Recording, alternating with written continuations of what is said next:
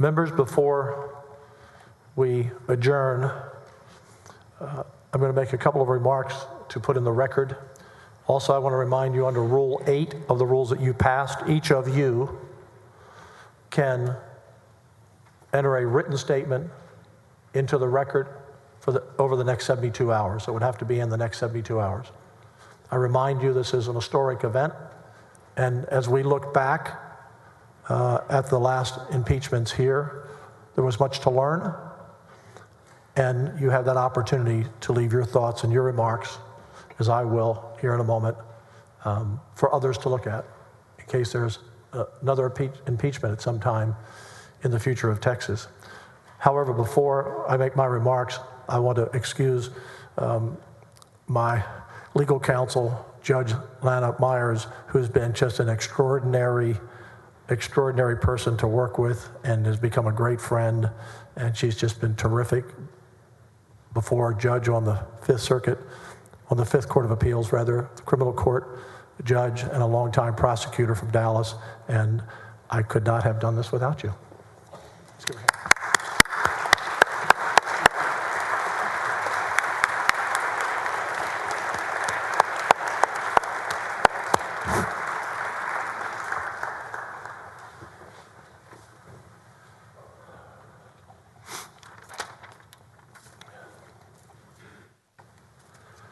Members, I have just a few minutes of comments, about 5 minutes.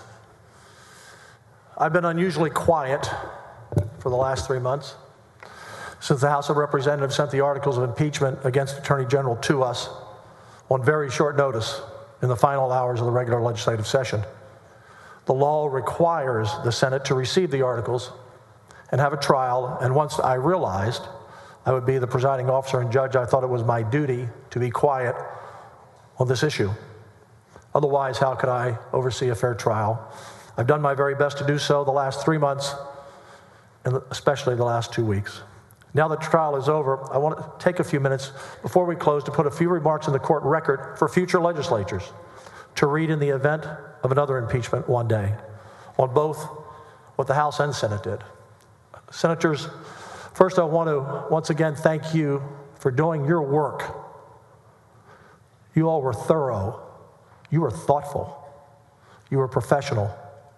I watched all of you each day listen intently to every word that was said by every witness. Many of you took notes nonstop.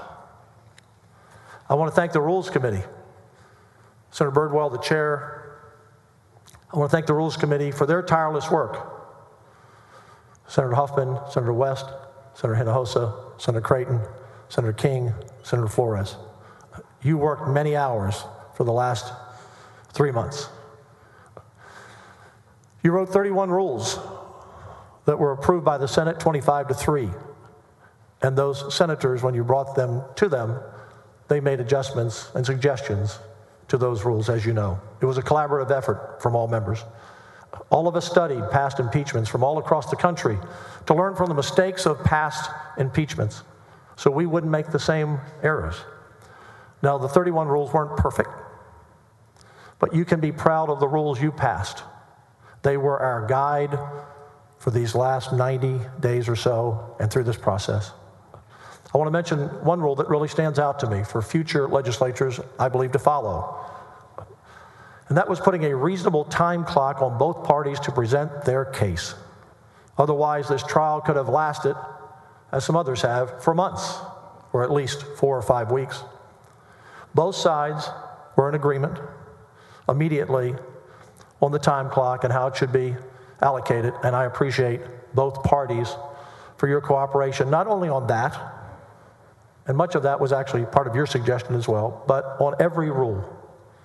I said to both parties when we met here a week before the trial to do a walkthrough that we wanted to have a fair trial and protect the integrity of the body, the integrity of this great chamber, and each of you fulfilled that.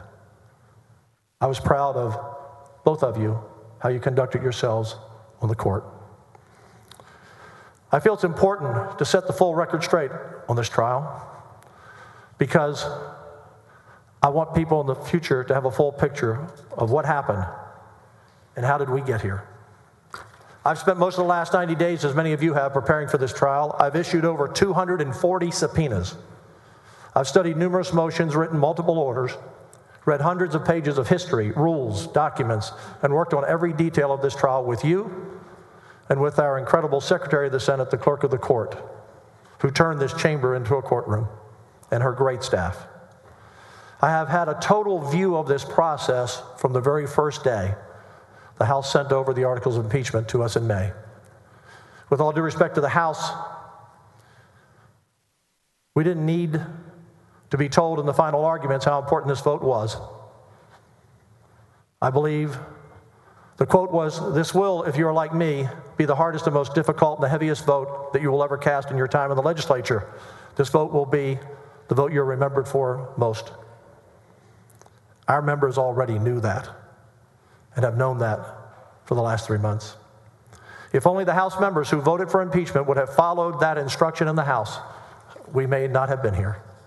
In the House, the vote to send the articles of impeachment against the Attorney General to the Senate happened in only a few days, with virtually no time for 150 members to even study the articles. The Speaker and his team rammed through the first impeachment of a statewide official in Texas in over 100 years, while paying no attention to the precedent that the House set in every other impeachment before. In the past, the House had transparent and open investigations for all to see, including other House members. The target of the investigation was notified and invited to attend with counsel and given an opportunity to cross-examine witnesses that were placed under oath before testimony was taken. At the conclusion of past House investigations, the evidence was laid out for weeks for House members to evaluate, not hours, before they took their vote on articles of impeachment. Representative John Smithee, a longtime House member who has argued cases before the Texas Supreme Court, spoke on the House floor during impeachment vote in May. He was one of only 23 who voted against impeachment. Representative Smithee said the House could not legitimately impeach General Paxton on the record because there was no record to send to the Senate. He said the House was not following the rule of law. He said the House approach, and I quote Representative Smithee, "Hang them now and judge them later." Confirming this, Representative Murr, the chair of the House Investigating Committee, said on the House floor, "The House is not the body that does the fact-finding. The fact-finding occurs in the Senate, and the oath for any witnesses would occur there." Well, that's just not true. As Representative Smithee said, that's exactly what they did in 1917. He said the last House impeachment of a statewide official in 1917 was Governor Ferguson. John Smithee said it was conducted like a full trial before the House sent it to the Senate. Witnesses were put under oath and cross-examined by the defendant. He said this time no House witnesses were put under oath, and the defendant was denied the right to cross-examine. Representative Smithee told his fellow members the House process was indefensible. Representative Smithee said the House did not follow the rules of evidence, and their case was based on triple hearsay that would never be allowed in court. I think Representative Smithee's speech was one of the most honest and courageous speeches I've ever heard of in the House. And if you want to watch it online, go to YouTube. Look up John Smithee, that's S-M-I-T-H-E-E, his floor speech on the Paxton impeachment. It's an amazing, courageous speech to give when he knew he was only one of 23 not voting for impeachment. In the next regular session, we should amend the Constitution on the issue of impeachment as currently written that allowed this flawed process to happen. Any testimony given in a House impeachment investigation must be given under oath, and the target of that impeachment must be allowed to present with a lawyer to cross-examine the witnesses. Otherwise, people can say anything they want without any accountability or need to be truthful because there is no threat of perjury. The House must also give members a minimum of 2 weeks to review all evidence given under oath before voting on such a serious matter. Had they done those two things, this trial may never have happened. And when the House sends articles of impeachment to the Senate, if they do in the future, the official should not be put on unpaid leave through the process. The federal system does not allow that. Why do we allow that in Texas? President Clinton and President Trump did not have to step down from the Oval Office from their duties during their impeachment process. And members, this is not a partisan issue. We owe it to future legislatures to make these changes so that no future official impeached by the House, whether Republican, Democrat, or Independent, is subject to the way this impeachment process occurred in the House this year. Millions of taxpayer dollars have been wasted on this impeachment. 31 senators and a large Senate staff that made this trial possible have put their family life, their jobs, their business on hold for the last 3 months after already being here from January to June.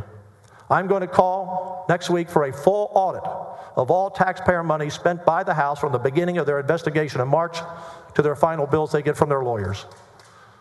We will provide our cost as well that were forced on us by the House impeachment. One big difference, we didn't pay a huge team of outside lawyers and investigators. We did it mostly with our own staffs, working endless hours with no extra pay. As Representative Smithee said, this is not the way it has happened in the past in the House.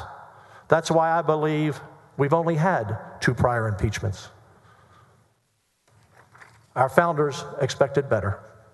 It should have never happened this year, and hopefully it doesn't again unless we address this in the Constitution. And finally, members, may God continue to bless the greatest place God ever created on earth, the place we call Texas. We are the envy of the world. We are the America that all America used to be, and that's why people move here from every state in the Union by the hundreds of thousands every year. Members, each of you took an oath on the Sam Houston Bible on the first day of this trial. And I know no matter how you voted, you lived up to that oath and how you saw the evidence. I thank you again for the professionalism you demonstrated every day for the last 3 months. I'm honored and I'm proud to serve with you as Lieutenant Governor. Members, a judgment of acquittal or dismissal on all articles of impeachment satisfies Texas Constitution Article 15, Section 5. I will now sign the final judgment.